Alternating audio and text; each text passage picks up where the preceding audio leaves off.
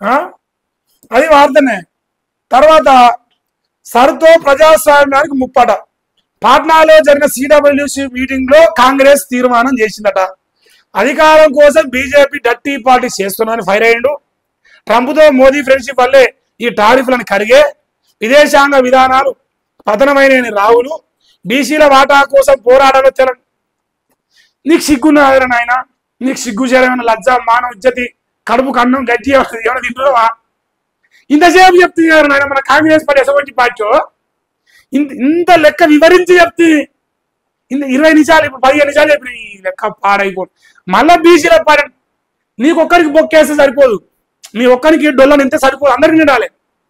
నీ ఒక్కరికి ఎడగాక బొక్కేసిరు పీసీ అని ఊకే చెట్టు పేరు చెప్పి కాలేమినట్టు మా పేరు చెప్పుకొని నువ్వు బతికేదండి. మాకేమి వీకించలే. ఈ బీసీ అంటారు కదా, ఇవన్నీ బీసీలకే రావాలి. తెలంగాణ సమయంలో ప్రధానంగా ఉన్నది బీసీలే. ఈ పథకాలు రావాల్సిన బీసీలకే. సన్నాసి విషయ పండుకోవాలి, వండుకొని పాడవాడు. సిడబ్ల్యూసి సమావేశంలో పాల్గొన్న సీఎం రేవంత్, బట్టి ఉత్తమ్ డామోడరా షబాష్ ఇంతమంది లేరా అబ్బా. ఇప్పుడు ఇలా అందరు బాధ ఏంటంటే రాహుల్ గాంధీని ప్రధానమంత్రిని చెప్తారంటున్నాయా? ఇప్పుడు ఎక్కడన్నా మరి నాకు అది డౌట్ ఉంది ఫస్ట్. అంటే ఇటలీ కా, పాకిస్తాన్ కా, బంగ్లాదేశ్ కా, ఏ దేశానికి చెప్తారు ప్రధానమంత్రి? అంటే ఇంత పెద్ద ధమాకున్నలు ఈ దేశాలు మనకి రాదు, పెద్ద పెద్ద దేశాలకు పోవాలి, రేవంత్ అన్న. రేవంత్ అన్న చాలా కష్టపడతాడు నువ్వు ప్రధానమంత్రిని చేస్తానికి. నువ్వు ఉంటావా? మళ్ళా దేవుని దండం పెట్టు.